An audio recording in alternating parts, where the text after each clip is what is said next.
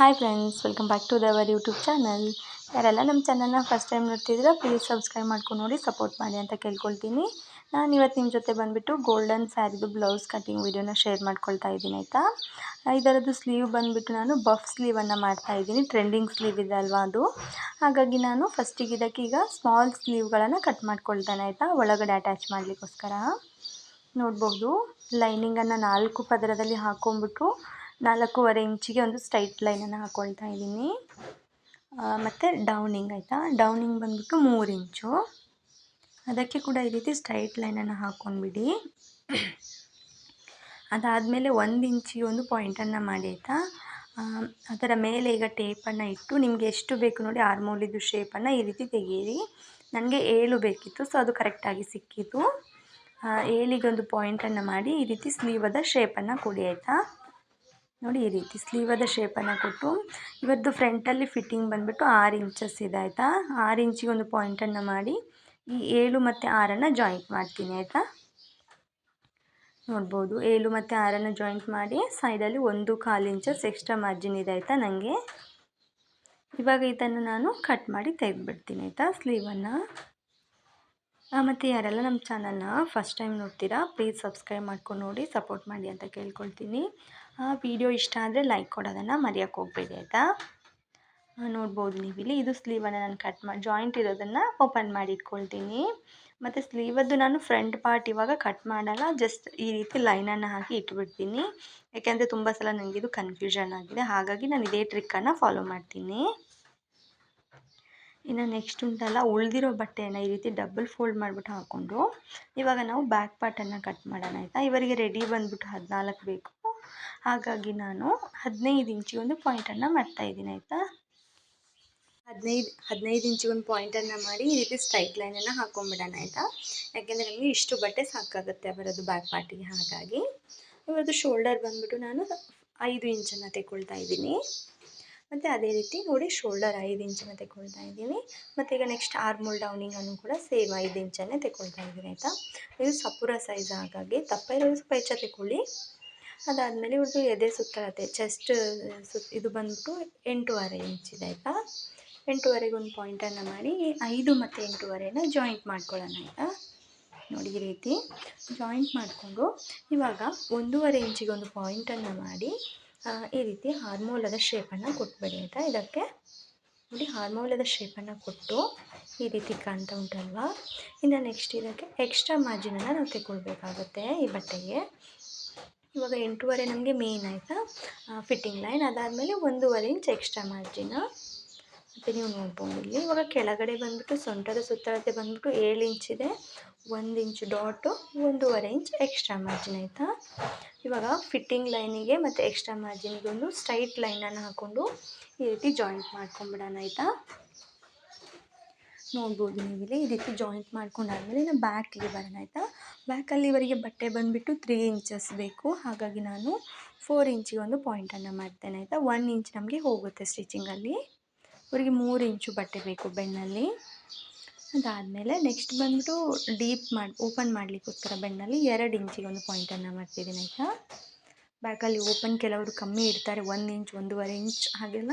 ಇವರಿಗೆ ನಾನು 2 ಇಂಚನ್ನು ತೆಗೊಂಡಿದ್ದೀನಿ, ಕೆಳಗಡೆ 3.5 ಇಂಚ್ ಆಯಿತಾ. ನೋಡಿ, 3.5 ಮತ್ತು 2ಕ್ಕೆ ಈ ರೀತಿ ಒಂದು ಬಾಕ್ಸನ್ನು ಹಾಕೊಂಬಿಡೋಣ. ಮತ್ತು ಇದಕ್ಕೆ ನಾನು ಏನು ಹೆಚ್ಚಿಗೆ ಆ ಥರ ಏನು ಡಿಸೈನನ್ನು ಮಾಡ್ತಾಯಿಲ್ಲ, ಇದು ಸಿಂಪಲ್ಲಾಗಿಯೇ ಒಂಥರ ರೌಂಡ್ ಶೇಪಲ್ಲಿ ಕೊಡ್ತೇನೆ. ಮತ್ತು ಇದು ನಾನು ಬಫ್ ಸ್ಲೀವ್ನ ಮಾಡ್ತಾ ಇರೋದ್ರಿಂದ ಆ ಸ್ಲೀವಿಗೆ ಈ ಥರನೇ ಬ್ಯಾಕ್ ನೆಕ್ ಕೊಟ್ಟರೆ ತುಂಬಾ ಚೆಂದ ಕಾಣುತ್ತೆ. ಹಾಗಾಗಿ ಒಂಥರ ಡೀಪಲ್ಲಿ ಈ ರೀತಿ ನೆಕ್ಕನ್ನು ಕೊಟ್ಟರೆ ತುಂಬ ಚೆಂದ ಕಾಣುತ್ತೆ. ಇದು ನೋಡ್ಬೋದು ನೀವು, ಈ ರೀತಿ ನಾನು ಇದಕ್ಕೆ ಶೇಪನ್ನು ಕೊಟ್ಟಿದ್ದೀನಿ ಆಯಿತಾ. ಇಷ್ಟೇ ಇವರ ಬ್ಯಾಕ್ ಪಾರ್ಟಿದ್ದು. ನೋಡ್ಬೋದು ನೀವಿಲ್ಲಿ ಇದಾಯಿತು 5 ಇಂಚು 8.5 ಮೇನ್ ಫಿಟ್ಟಿಂಗ್ ಇದೆ, 1.5 ಎಕ್ಸ್ಟ್ರಾ ಮಾರ್ಜಿನ್, ಸೊಂಟದ ಸುತ್ತಳತೆ 7, ಡಾಟಿಗೆ 1.5 ಎಕ್ಸ್ಟ್ರಾ ಮಾರ್ಜಿನ. ಇವಾಗ ಇದನ್ನು ಕಟ್ ಮಾಡಿ ತೆಗೆದುಬಿಡೋಣ ಆಯಿತಾ ನೀಟಾಗಿ ನಾವು. ಮತ್ತು ನೋಡಿ, ಈ ರೀತಿ ನೀಟಾಗಿ ಇದನ್ನು ಕಟ್ ಮಾಡ್ಕೊಂಡು ತೆಗೆದುಬಿಡೋಣ. ಫಸ್ಟಿಗೆ ನಾವು ಯಾವತ್ತೂ ಬ್ಲೌಸ್ ಕಟ್ ಮಾಡುವತ್ತಿಗೆ ಲೈನಿಂಗನ್ನು ಒಂದು ಕರೆಕ್ಟಾಗಿ ಕಟ್ ಮಾಡ್ಕೊಂಬಿಟ್ರೆ ಸಾಕಾಗುತ್ತೆ. ಆಮೇಲೆ ಬಟ್ಟೆ ಒಂಚೂರು ನಾವು ಹೆಚ್ಚು ಕಮ್ಮಿ ಕಟ್ ಮಾಡಿದ್ರು ಕೂಡ ಅದು ಸರಿ ಮಾಡ್ಕೊಳ್ಬೋದು ನಮಗೆ ಎಕ್ಸ್ಟ್ರಾ ಇದ್ದದನ್ನು. ಮತ್ತು ಇದು ಬಂದುಬಿಟ್ಟು 34 ಇಂಚಸ್ ಎದೆ ಸುತ್ತಳತೆದು ಬ್ಲೌಸ್ ಕಟ್ಟಿಂಗ್ ವಿಡಿಯೋ ಆಯಿತಾ. 34 ಇಂಚಸ್ ಎದೆ ಸುತ್ತಳತೆದು ಬ್ಲೌಸ್ ಕಟ್ಟಿಂಗ್ ವಿಡಿಯೋ. ಇದಕ್ಕೆ ನಾನು ಬ್ಯಾಕ್ ಹುಕ್ ಏನು ಮಾಡ್ತಾಯಿಲ್ಲ, ಫ್ರಂಟ್ ಹುಕ್ಕೆ ಆಯಿತಾ. ನೋಡಿ ಬ್ಯಾಕ್ ಇದು ಕಟ್ಟಿಂಗ್ ಆದಮೇಲೆ ಅದೇ ಬಟ್ಟೆಯನ್ನು ತೆಕ್ಕೊಳ್ಳಿ, ಉಳಿದಿರೋ ಬಟ್ಟೆಯನ್ನು. ನನಗೆ ಇಲ್ಲಿ ಉಳಿದಿರೋ ಬಟ್ಟೆ 17 ಇಂಚ್ ಉದ್ದ ಸಿಗ್ತಾಯಿದೆ ಆಯಿತಾ. ನಾನು ಈ 17 ಇಂಚನ್ನು ಕೂಡ ತೆಗೊಳ್ತೇನೆ. ಹಾಗಾಗಿ ಇಲ್ಲಿ ನೋಡ್ಬೋದು 7 ಇಂಚಿಗೆ ಶೋಲ್ಡರ್ ಪಾಯಿಂಟನ್ನು ಮಾಡ್ತಾಯಿದ್ದೀನಿ. ಅದಾದಮೇಲೆ ಆರ್ಮೋಲ್ ಡೌನಿಂಗ್ ಕೂಡ 5 ಇಂಚಿಗೆ ಒಂದು ಪಾಯಿಂಟನ್ನು ಮಾಡ್ತಾಯಿದ್ದೀನಿ ಆಯಿತಾ. ಇದಕ್ಕೆ ಇವಾಗ ಒಂದು ಸ್ಟ್ರೈಟ್ ಲೈನನ್ನು ಹಾಕೊಂಬಿಡೋಣ ಆಯಿತಾ. ನೀವು ನೋಡ್ಬೋದು ಈ ರೀತಿ. ಅದಾದಮೇಲೆ ಎದೆ ಸುತ್ತಳತೆ ಬಂದುಬಿಟ್ಟು 8.5 ಇಂಚಿದೆ. ಹಾಗಾಗಿ 8.5ಗೆ ಕೂಡ ಒಂದು ಪಾಯಿಂಟನ್ನು ಮಾಡ್ತೀನಿ ನಾನು. ನೋಡಿ ಈ ರೀತಿ 8.5ಗೆ ಒಂದು ಪಾಯಿಂಟನ್ನು ಮಾಡಿ ಅದಕ್ಕೆ ಕೂಡ ಸ್ಟ್ರೈಟ್ ಲೈನನ್ನು ಹಾಕ್ಕೊಂಡ್ಬಿಡ್ತೀನಿ.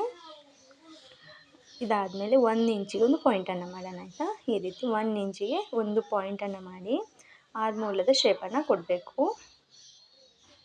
ನೋಡಿ ಈ ರೀತಿ ಆರ್ಮೋಲದ ಶೇಪನ್ನು ಕೊಟ್ಬಿಡಿ. ಅದಾದಮೇಲೆ ನೆಕ್ಸ್ಟ್ ಉಂಟಲ್ವ 1.5 ಇಂಚಸ್ ಎಕ್ಸ್ಟ್ರಾ ಮಾರ್ಜಿನ್ ಆಯಿತಲ್ವ. ಇನ್ನು ಬಂದುಬಿಟ್ಟು ನಾವು ಫ್ರಂಟಲ್ಲಿ ಓಪನ್ ತೆಗೊಳ್ಬೇಕಲ್ವ, ಓಪನ್ ಅದು ಸಹ ಸೇಮ್ 2 ಇಂಚಸ್ಸೇ ತೆಗೊಳ್ತಾ ಇದ್ದೀನಿ ಆಯಿತಾ. ಬ್ಯಾಕಿಗೆ ಮತ್ತು ಫ್ರಂಟಿಗೆ ಕೂಡ ಸೇಮ್ 2 ಇಂಚಸ್ಸೇ ತೆಗೊಳ್ತಾ ಇದ್ದೀನಿ. ಕೆಲವರು ಬ್ಲೌಸನ್ನು ಡೀಪ್ ಹಾಕಲ್ಲ ಮತ್ತು ಓಪನ್ ಹೆಚ್ಚು ಹಾಕಲ್ಲ, ಕೆಲವರು 1.5 ಇಂಚೆಲ್ಲ ತೆಗೊಳ್ತಾರೆ. ನಾನಿಲ್ಲಿ 2 ಇಂಚನ್ನು ತೆಗೊಂಡಿದ್ದೀನಿ. ಡೌನಿಂಗ್ ಬಂದುಬಿಟ್ಟು 7 ಇಂಚ್ ಆಯಿತಾ.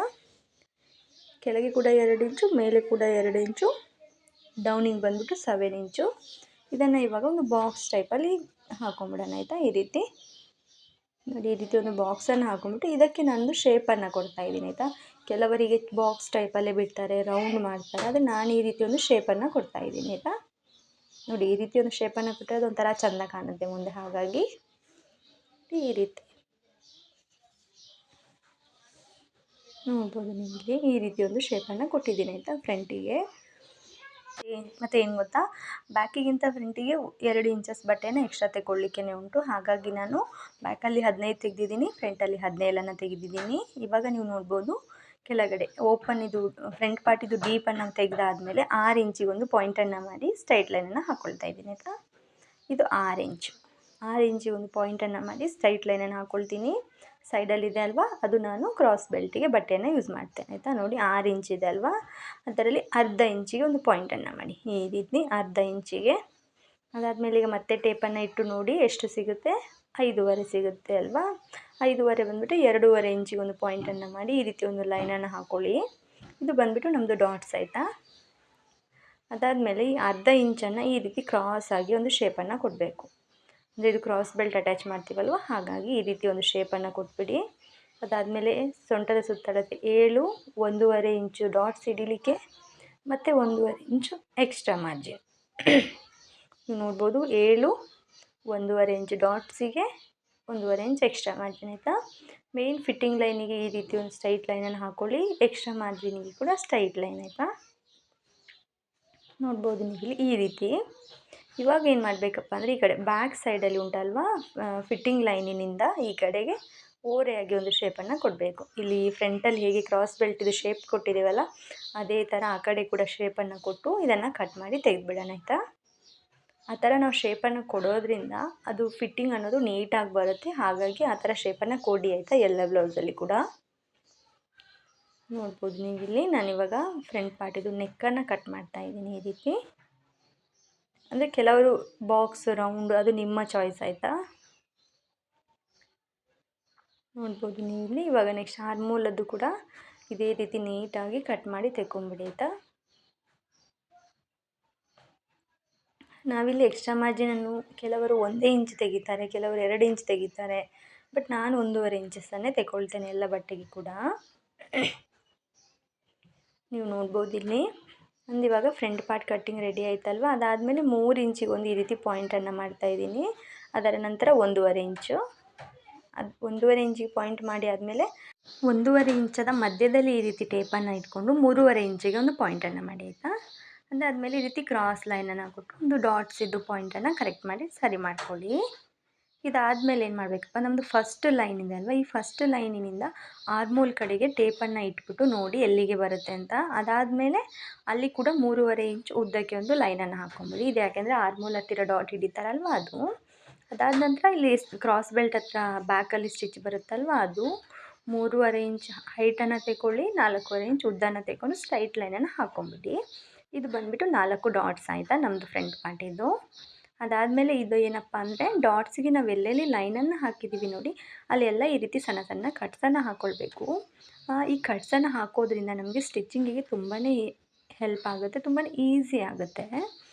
ಯಾಕಪ್ಪ ಅಂದರೆ ಈಗ ನಾವೀಗ ಒಂದು ಸೈಡಲ್ಲಿ ಈ ರೀತಿ ಲೈನನ್ನು ಹಾಕ್ಕೊಂಡಿದ್ದೀವಿ, ಇನ್ನೊಂದು ಸೈಡಲ್ಲಿ ಲೈನನ್ನು ಹಾಕ್ಕೊಂಡಿಲ್ಲ ಅಲ್ವಾ.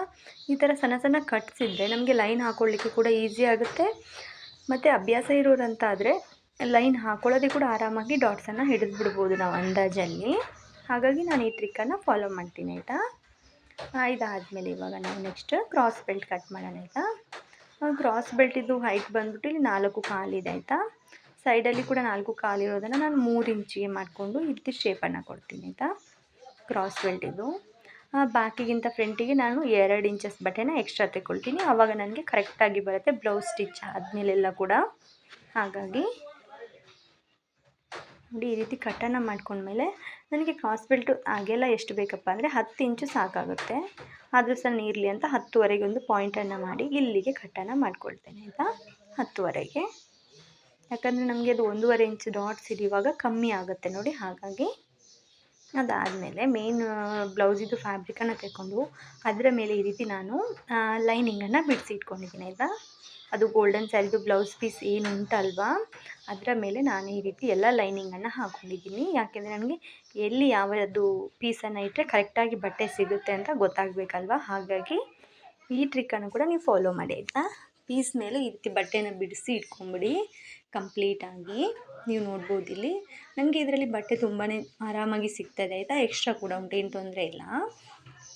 ಅದಾದಮೇಲೆ ನಾವೇನು ಮಾಡಬೇಕಪ್ಪ ಅಂದರೆ ಮೊದಲಿಗೆ ನೋಡಿ ಸ್ಲೀವನ್ನು ನಾನು ಬಾರ್ಡರ್ನ ಮೇಲೆ ಇಟ್ಟಿದ್ದೀನಲ್ವ. ಈಗ ಅದನ್ನು ಬಾರ್ಡರ್ನ 1/2 ಇಂಚ್ ಕೆಳಗೆ ಇಟ್ಕೊಳ್ಬೇಕು. ಈ ರೀತಿ ಬಾರ್ಡರಿನಿಂದ ಕೆಳಗೆ ಇಟ್ಕೊಳ್ಬಿಡಿ ನೋಡಿ. 2 ಸ್ಲೀವನ್ನು ಕೂಡ ಬಾರ್ಡರಿಂದ ಕೆಳಗೆ ಇಟ್ಕೊಳ್ಳಿ, ಯಾಕೆಂದರೆ ನಮಗೆ ಸ್ಟಿಚಿಂಗ್ ಮಾರ್ಜಿನ್ ಬೇಕಲ್ವ ಅಲ್ಲಿ. ಹಾಗಾಗಿ ಬಾರ್ಡರಿನಿಂದ ಕೆಳಗೆ ಈ ರೀತಿ ಸ್ಲೀವ್ಗಳನ್ನು ಇಟ್ಕೊಂಡು ಇವಾಗ ನಾವು ಕಟ್ಟಿಂಗ್ ಸ್ಟಾರ್ಟ್ ಮಾಡೋಣ ಆಯಿತಾ. ನೋಡ್ಬೋದು ಸ್ಲೀವಿಗೆ ಈ ರೀತಿ ಲೈನನ್ನು ಹಾಕ್ಕೊಳ್ತಾ ಇದ್ದೀನಿ ಚಾಕಿಂದ. ಅದು ನಿಮಗೆ ವೀಡಿಯೋದಲ್ಲಿ ಸರಿ ಕಾಣಲ್ಲ ಆಯಿತಾ, ಯಾಕೆಂದರೆ ಇದು ಸ್ಯಾರಿದು ಕಲರ್ ಕೂಡ ಒಂದು ಟೈಪ್ ಗೋಲ್ಡನ್, ಮತ್ತು ನಂದು ಚಾಕ್ ಕೂಡ ವೈಟ್, ಹಾಗಾಗಿ ಕಂಡಿಲ್ಲ ಅದು. ಇದು ಲೈನಿಂಗ್ ಇದ್ದರೆ ಸಾಕು ನಮಗೆ, ಅದರ ಶೇಪಲ್ಲಿ ನಾವು ಆರಾಮಾಗಿ ಕಟ್ ಮಾಡ್ಬೋದು. ಒಂದು ಸ್ವಲ್ಪ ಬಟ್ಟೆನ ಎಕ್ಸ್ಟ್ರಾನೇ ಕಟ್ ಮಾಡ್ಕೊಳ್ಳಿ. ಸ್ಟಿಚಿಂಗ್ ಆದಮೇಲೆ ಲೈನಿಂಗ್ ಅಟ್ಯಾಚ್ ಆದಮೇಲೆ ಸ್ವಲ್ಪ ಸೈಡಲ್ಲಿ ಬರುತ್ತೆ, ಅದನ್ನು ನಾವು ಆಮೇಲೆ ಕಟ್ ಮಾಡಿ ತೆಗಿಬೋದು. ಕಮ್ಮಿ ಮಾತ್ರ ಕಟ್ ಮಾಡ್ಕೊಳ್ಳೋಕೆ ಹೋಗಬೇಡಿ ಆಯಿತಾ. ನೋಡಿ ಈ ರೀತಿ ಒಂದು ಸ್ಲೀವ್ ಆಯಿತಾ ಅಲ್ವಾ. ಇವಾಗ ಇದು ಸೆಕೆಂಡ್ ಸ್ಲೀವ್ ಆಯಿತಾ. ನೋಡ್ಬೋದು ನೀವು ಇಲ್ಲಿ ಸೆಕೆಂಡ್ ಸ್ಲೀವನ್ನು ಕೂಡ ಆ ಬಟ್ಟೆ ಮೇಲೆ ಇಟ್ಕೊಂಡು ಅದು ಹೇಗೆ ಉಂಟಲ್ವ ಅದೇ ರೀತಿ ಕಟ್ ಮಾಡಿಕೊಂಡ್ರೆ ಆಯಿತು. ಮೇನ್ ಪಾಯಿಂಟ್ ಏನಪ್ಪ ಅಂದರೆ ನಾವು ಅಳತೆ ತಗೊಂಡು ಕರೆಕ್ಟಾಗಿ ಕಟ್ ಮಾಡಬೇಕಾಗಿರೋದು ಲೈನಿಂಗನ್ನು ಮಾತ್ರ, ಮೇನ್ ಫ್ಯಾಬ್ರಿಕನ್ನು ತೊಂದರೆ ಇಲ್ಲ. ಅದಾದಮೇಲೆ ನೋಡಿ ಫ್ರಂಟ್ ಪಾರ್ಟನ್ನು ಕಟ್ ಮಾಡ್ತಾ ಇದ್ದೀನಿ. ಈ ಫ್ರಂಟ್ ಪಾರ್ಟಿದನ್ನು ಕೂಡ ಅದೇ ರೀತಿ ನೀಟಾಗಿ ಕಟ್ ಮಾಡ್ಕೊಂಬಿಟ್ಟು ತೆಗಿಬೇಕು ನಾವು. ಮತ್ತು ಈ ಬಟ್ಟೆ ಉಂಟಲ್ವ ತುಂಬ ದೊಡ್ಡದಿತ್ತು. ಕೆಲವರಿಗೆ ಅಂದರೆ ಒಂದು ಸೈಜ್ ಮೇಲೆ ಡಿಪೆಂಡ್ ಆಗುತ್ತೆ, ಒಂದೊಂದರಲ್ಲಿ ಬಟ್ಟೆ ಸಾಕಾಗಲ್ಲ. ನಾನು ಮೊನ್ನೆ ಅಷ್ಟೇ ಒಂದು ರೀಸೆಂಟಾಗಿ ಒಂದು ಬ್ಲೌಸನ್ನು ಸ್ಟಿಚ್ ಮಾಡಿದೆ, ಅದರಲ್ಲಿ ನನಗೆ ಬಟ್ಟೆನೇ ಸಾಕಾಗಲಿಲ್ಲ. ನಾನು ಪುನಃ ಅದಕ್ಕೆ ಅಟ್ಯಾಚ್ ಮಾಡಿದೆ ಸೈಡೆಲ್ಲ ಎಕ್ಸ್ಟ್ರಾ ಮಾರ್ಜಿನಿಗೆ ಬಟ್ಟೆಯನ್ನು. ಹಾಗೆ ನೋಡ್ಬೋದು ಈಗ ಎರಡೂ ನಮ್ಮದು ಫ್ರಂಟ್ ಪಾರ್ಟ್ ಕಟ್ಟಿಂಗ್ ಆಯ್ತಲ್ವ. ಇನ್ನು ಬ್ಯಾಕ್ ಆಯಿತಾ. ನೋಡಿ ಈ ರೀತಿ ಕರೆಕ್ಟಾಗಿ ಬಟ್ಟೆಯನ್ನು ಬಿಡಿಸಿ ಇಟ್ಕೊಂಡ್ಮೇಲೆ ಒಂಚೂರು ಹೆಚ್ಚಿಗೆ ಕಟ್ ಮಾಡ್ಕೊಂಬಿಡಿ ಆಯಿತಾ. ಮತ್ತು ವಿಡಿಯೋ ಇಷ್ಟ ಆದರೆ ಒಂದು ಲೈಕ್ ಕೊಡೋದನ್ನು ಕೂಡ ಮರೆಯೋಕ್ಕೆ ಹೋಗಬೇಡಿ ಆಯಿತಾ. ಮತ್ತು ಯಾರೆಲ್ಲ ಸಬ್ಸ್ಕ್ರೈಬ್ ಮಾಡ್ಕೊಳ್ಳೋದೇ ವೀಡಿಯೋಸನ್ನು ನೋಡ್ತಾ ಇದ್ದೀರಾ, ಪ್ಲೀಸ್ ಸಬ್ಸ್ಕ್ರೈಬ್ ಮಾಡಿಕೊಂಡು ಸಪೋರ್ಟ್ ಮಾಡಿ ಅಂತ ಕೇಳ್ತೀನಿ. ನೋಡಿ ಈಗ ಬ್ಯಾಕ್ ಇದಾದಮೇಲೆ ಇನ್ನು ಕ್ರಾಸ್ ಬೆಲ್ಟ್ ಆಯಿತಾ ನಮ್ಮದು. ನೋಡಿ ಈ ರೀತಿ ಒಂದು ಲೈನನ್ನು ಹಾಕೊಂಬಿಡಿ, ಕಟ್ ಮಾಡಿಬಿಡಿ ಆರಾಮಾಗಿ. ಲೈನನ್ನು ಹಾಕೊಳ್ಳೋ ಅಗತ್ಯ ಕೂಡ ಇಲ್ಲ, ಹಾಗೆ ಕೂಡ ಕಟ್ ಮಾಡ್ಬೋದು ಆಯಿತಾ. ಬ್ಯಾಕಿಗಿಂತ ಫ್ರಂಟಿಗೆ 2 ಇಂಚಸ್ ಎಕ್ಸ್ಟ್ರಾ ತೆಗೊಳ್ತೇನೆ ನಾನು. ಇದೇ ಟ್ರಿಕ್ಕನ್ನು ನಾನು ಫಾಲೋ ಮಾಡ್ತೇನೆ. ಹಾಗಾಗಿ ನಾನು ಸ್ಟಿಚ್ ಮಾಡುವಾಗ ಕರೆಕ್ಟಾಗಿ ಕೂತ್ಕೊಳ್ಳುತ್ತೆ ಬ್ಲೌಸು, ಎದೆ ಸುತ್ತಳತೆ ಹತ್ತಿರ ಎಲ್ಲ ಕೂಡ, ಸೊಂಟದ ಹತ್ತಿರ ಕೂಡ. ಬ್ಯಾಕಿಗಿಂತ ಫ್ರಂಟಿಗೆ ಯಾವುದೇ ಬಟ್ಟೆ ಆದರೂ ಕೂಡ 2 ಇಂಚಸ್ ಎಕ್ಸ್ಟ್ರಾ ತೆಗೊಳ್ಳಿ. ಅದೇ ನಾರ್ಮಲ್ ಬ್ಲೌಸ್ ಸಾದಾ ಬ್ಲೌಸ್ ಆಗಿದ್ದರೆ 1 ಇಂಚನ್ನು ತೆಗೊಂಡ್ರೆ ಸಾಕು ಆಯಿತಾ. ಈ ಥರ ಬಟ್ಟೆಗೆ ಅಂತೂ 2 ಇಂಚ್ ಬೇಕೇ ಬೇಕು. ಆವಾಗ ನಮಗೆ ನೀಟಾಗಿ ಫಿನಿಶಿಂಗ್ ಕೂಡ ಬರುತ್ತೆ, ಫಿಟ್ಟಿಂಗ್ ಕೂಡ ಬರುತ್ತೆ, ಏನೂ ಪ್ರಾಬ್ಲಮ್ ಬರಲ್ಲ. ಮತ್ತು ಇದನ್ನೊಂದು ಕಟ್ಟಿಂಗ್ ವಿಡಿಯೋ ನಿಮಗೆ ಹೇಗೆ ಅನ್ನಿಸ್ತು ಅಂತ ಹೇಳಿ ಆಯಿತಾ. ಇಷ್ಟ ಆದರೆ ಲೈಕ್ ಕೊಡೋದನ್ನು ಮರೆಯೋಕ್ಕೆ ಹೋಗಬೇಡಿ.